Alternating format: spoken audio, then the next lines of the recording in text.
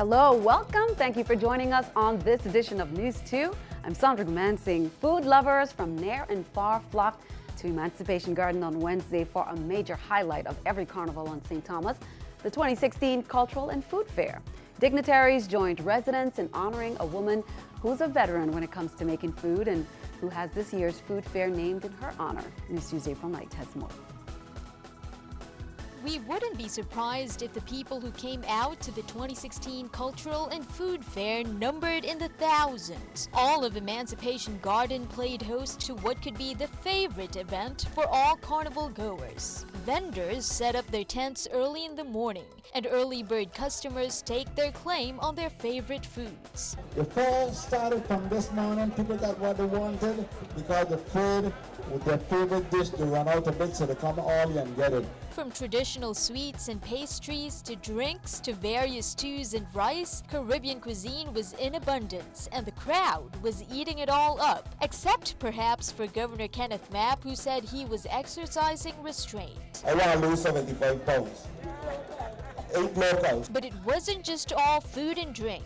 The food fair also boasted a wide array of other goods, from bags to apparel to arts and crafts to jewelry of all kinds. Customers spent money from one tent to the next to support local vendors. This year's food fair was named Teresa Sweet Shop in honor of Teresa Davis, who's been making food for more than 30 years. So young lady, everybody knows she works really hard. You see her coming over from on the seaplane, bringing all her different seasons and provisions. You'll be like Yacht Haven Grand still on Sundays. Every Sunday if I go to Yacht Haven Grand. Carnival Committee Chairman Kenneth Blake did remind everyone to be mindful of safety during the peak of the 2016 Carnival. If you see something, say something. If you hear something, say something. Reporting for News 2, I'm April Knight. And of course, Governor Kenneth Mapp granted administrative leave for government employees to enable their participation in the major Virgin Islands Carnival events this week. For employees in the St. Thomas St. John District, leave was granted today, Wednesday, April 27, from 12 to 5 p.m. Now on Thursday, April 28th, it's from 8 a.m. to 5 p.m. for Juve. Administrative leave is granted territory-wide on Friday, April 29th from 8 a.m. to 5 p.m. for the Carnival Children's Parade. The governor's authorization of leave for non-essential employees is intended to encourage greater participation in the Virgin Islands Carnival celebration. Meanwhile, the older crowd had their chance to hit the streets on Tuesday night, and that's when the crowd took over. Whether it was dancing to the beats, singing along, or watching from the sidelines, everyone had a smile on their face during the Senior Citizens Tramp. The tramp started 8 p.m. from the Market Square and made its way to the Village. Juve begins tomorrow at 4 a.m. on the waterfront, and here are the bands you can expect: The Avengers, Cool Sessions Band, DFS Entertainment, Nikki Brooks, Digital Band, Pan in Motion, and Poison Band. Now here are the Juve troops. We have Carnival Kaleidoscope, which will end at Cancrine School. Juve Nation, they will end across from the Windward Passage Hotel. SKN Entertainment ends at the bridge at Cancrine School. Tilmanen will end across from Old Scotiabank Waterfront. VI Fetters will end at the bridge at Cancrine School. Supreme Team Juve Troop, Wet Fetters Inc. And remember, Friday is April 29th, the Children's Parade, and Saturday, April 30th, the Adults Parade, and then last lap, 10 p.m. in the Village. The VIPD reminds you that carnival parking and restrictions will be in effect, and here are some to keep in mind. No minors or individuals who do not possess a valid driver's license are allowed to operate vehicles in the Juve. No consumption of alcohol and or prescription medication during the operation of a vehicle, and because that will impair your ability to operate a vehicle safely. No one other than authorized personnel by the Chief of Police is allowed to sit on the speakers on the trucks, versus all vehicle operators will be properly seated behind the steering wheel of the truck with the driver's door properly closed. No one is allowed to stand or sit in the area of the fifth wheel or between the cab and the trailer of the vehicle. Now that's for Juve. For the Children's Parade and the Adults Parade, the police department also wants to stress that troops must be on time. They will be very strict this year in enforcing a timely parade. The Adults Parade has been divided into 3 sections. Section 1 must report to the Western Cemetery area by 9 a.m. Section 2, report there by 10 a.m. And Section 3 must report there by 11 a.m. Meanwhile, here's a look at your village entertainment. Tonight, Wednesday night, DJ Nature Boy, Kenito Melendez from the DR, Asa Banton and Band Klaus from Haiti. Now, Thursday, After Dark Sounds, Pure Passion, Poison, Pumpa and Crew, Crossfire of Barbados. Friday is DJ Jasid, Star Lion Reunion, The Lab with Chemist, Zion King's Band, Nayora, Pressure, Itana. And then April 30th, we got DJ Country, Top Notch Band, Imaginations Brass, Jam Band, Destra of Trinidad, and Bacchanal Band. Be sure to tune in to CBS TV2's live, colorful carnival coverage of the adults and children's parades. We will set up shop in the usual spot at Grand Hotel Square. We will also live stream the parade, and that is the link information right there. Or you can go to our Facebook page to click on the link, which is www.cbstv2vi.com about live stream. Please remember to send us your entry information. You can email it to newsdirector@tv2.vi, inbox us or on Facebook, or you can drop it off as early as possible on parade day at the Grand Hotel Square. Well, a change in our programming due to the children's parade of the carnival coverage. On Friday, News 2 will be preempted. However, on Thursday, be sure to tune in to News 2 at 7 p.m. for the St. Thomas Carnival special as we look back at some of this year's events leading up to the grand finale. This special will air both Thursday and Friday.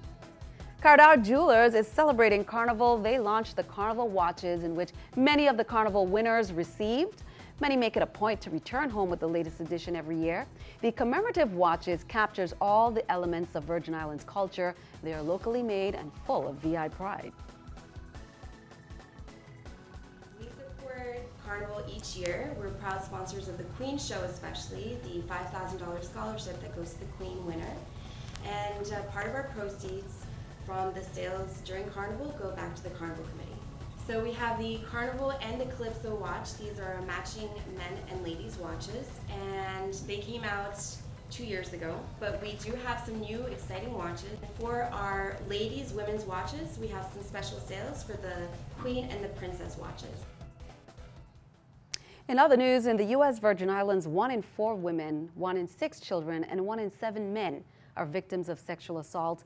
Domestic Family Resource Center volunteer Chantel Hoheb created the Plan for Help VI initiative, encouraging members of the community to form a personal disaster plan if one of these unfortunate events should occur. The campaign, entitled "Who Would You Call?" urges Virgin Islanders to ask themselves who they would call if they needed help.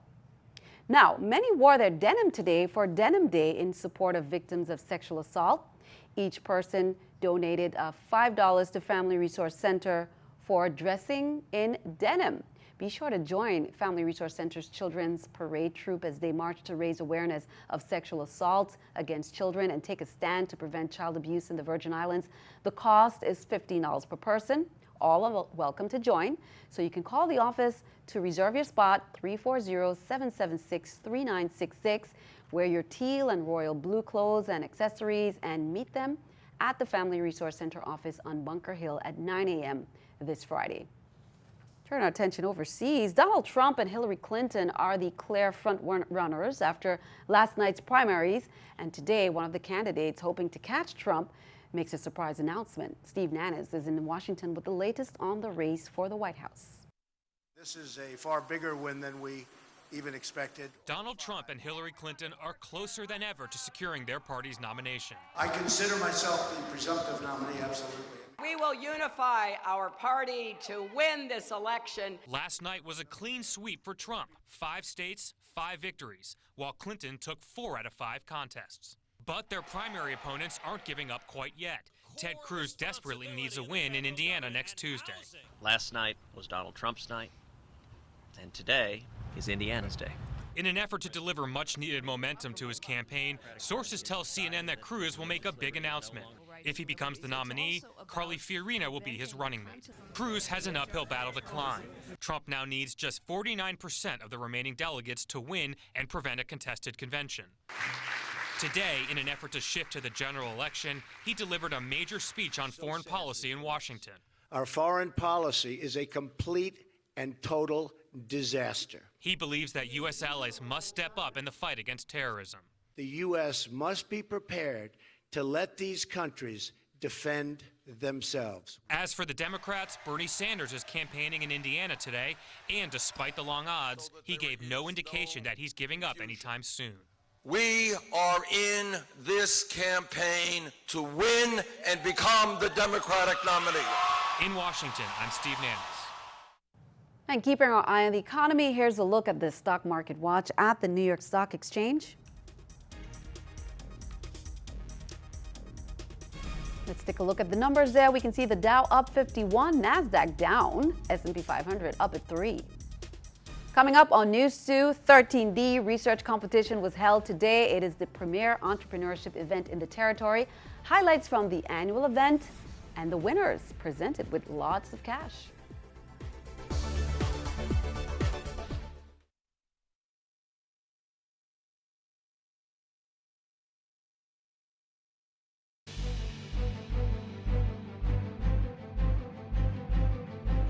Welcome back. Time for some other news of the day. Government employees are finally seeing some of the raises announced by the administration earlier in the year. According to the Division of Personnel's Director, Milton Potter, the first set of government employees would see raises in this week's paycheck. Governor Kenneth Mapp ordered all the raises he recently granted to government employees be retroactive to January 1st, 2016, and any retroactive monies will be reflected on the paycheck that follows the salary increase. According to Potter, a group of employees represented by our Virgin Islands Labor Union also received a $1,000 stipend last week as the administration works to fulfill contractual obligations and bring them up to step. There were some delays, however, in processing salary increases as they had to reach agreements with the various unions, according to the administration. The latest Zika surveillance report has been released, and the Virgin Islands Department of Health confirmed one additional case of Zika on St. Croix and one in St. Thomas.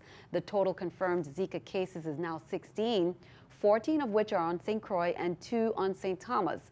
Commissioner nominee Dr. Michelle Davis reminds the public with Carnival, Jump Up, Ironman Triathlon, and so many other outdoor events this week, it is important to wear repellent and protective clothing. The Department of Health offers free testing and services for pregnant women to prevent Zika infection and prevent mosquitoes from living in their homes. Free Zika testing locations can be found online, and they're right there on the screen at www.healthvi.org. Pregnant women are also eligible to receive a free Zika prevention kit from 14 healthcare clinics across the VI. Zika is spread to people primarily through the bite of an infected Aedes species mosquito. The most common symptoms of Zika are fever, rash, joint pain, and conjunctivitis, red eyes. The Virgin Islands Water and Power Authority is getting some relief. The 31st legislature approved a bill last week that would offset the utility bills of Wanlui Hospital on St. Croix and Schneider Hospital on St. Thomas. The hearing revealed the ballooning debt owed by the two hospitals to WAPA and why they can't afford to pay it. NEWS2's April Knight has details. The Virgin Islands Water and Power Authority is getting millions of dollars in payments for utility bills owed by the territory's two hospitals. On Friday, the Senate approved a bill sent by Governor Kenneth Mapp that would direct some $8.1 million toward the hospital's debts. But that amount only pays off a portion of the monies owed. Wanlui Hospital owes $1.7 million in water services and $10.7 million in electric services. That's a total of $12.4 million. Schneider owes $2.8 million in water and $6.8 million in electric services, for a total of $9.6 million. Together, the hospitals owe $22 million to WAPA. Interim WAPA CEO Julio Reimer stressed the importance of getting the payments. We know that the solutions are not easy and hard decisions will have to be made. But we trust that the results will be taken into consideration of the best interests of authority and its ratepayers. The $8.1 million would come from a settlement agreement between the government and a financial advisory firm, which, according to VI officials, caused the territory to incur more than $13 million in fines from the IRS. Both hospitals, meanwhile, point to their financial challenges, crippled by operating losses largely due to uncompensated care. 73% of our patients are uninsured. They have an insurance program that does not cover their cost of care. Unconsidered care for these patients in fiscal year 2015 totaled $36.6 million. Reporting for News 2, I'm April Knight. Senator Terrence Positive Nelson looks forward to having two of his legislations, Bill number 31-0346 and Bill number 31-0355, heard in the Committee on Culture, Historic Preservation, Youth and Recreation, and that's on Thursday, May 5th. That hearing will be held on St. Croix. Bill number 31-0346 seeks to recognize Emancipation Day as a Virgin Island national holiday and mandates that employers pay overtime wages if they require employees to work on that day. It also seeks to term the week of July 3rd as Freedom Week. Bill number 31-0355 is a resolution to honor and commend John W. Tranberg Sr. on the celebration of his centennial anniversary. The 5th annual UVI 13D Student Entrepreneurship Competition was held today, Wednesday, April 27th, at the University of the Virgin Islands. The innovative sponsored event was open to the public. 6 student entrepreneur teams presented their business proposals to a judges panel in an effort to win $60,000 in prize money to fund their startups. Here are some of the presentations.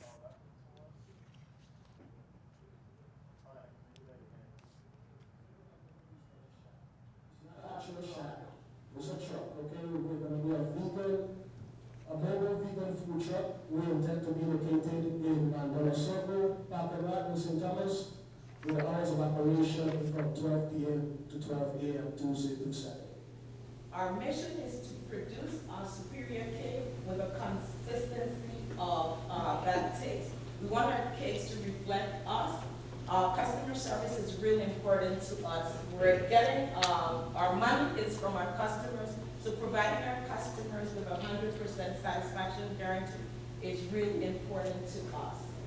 So my intentions with Tender Hands is to basically bring a Wendy Ramos to families within the territory who currently don't have that opportunity to have someone like Wendy Ramos. So I'm going to tell you what I've done. I'm going to let you guys into this little scoop. I've actually designed an application. This is a prototype. I'm going to let the judges see it first, and I will let you guys see as long as nobody plans on making calls on my phone or anything. My business idea is functional 1-minute fitness videos, okay? Another 5 minutes a day, you can get help. Why? People got short attention spans. They don't want to be bothered. Well, no, the machine is going to cost more than that, but it's over incremental, and that's based on 3 months. Expenses. Okay, and it is inflated to. So there's a lease then. Financing. Financing. Okay, that's what I needed to understand. The machine total cost is $11,500. Okay, that's what I had. Today is our marquee event, which culminates 9 or 10 months of work by the students, and we're trying to launch businesses today. We're investing $60,000 of donor money in 3 businesses, and the winners will walk away with startup cash to go launch their business. Now the judges made their decisions, and here are the winners. First prize winner of $30,000 for Veggie Shack was Lloyd Maynard. Second prize winner of $20,000 was Cody Richards of MIST Prince. And third prize for $10,000 was Nashona Ruin of Tender Hands. Now, other competitors were Maya Freeman for Meyer DeTrana, Maxwell Pierman Daniels for Vitran, and Lucia Smith for Caribbean Sweet Treats. The competition, funded by an endowment from the St. Thomas entrepreneur Carol Sokoloff and 13D Research, is the premier entrepreneurship event in the territory. Good job to all the students.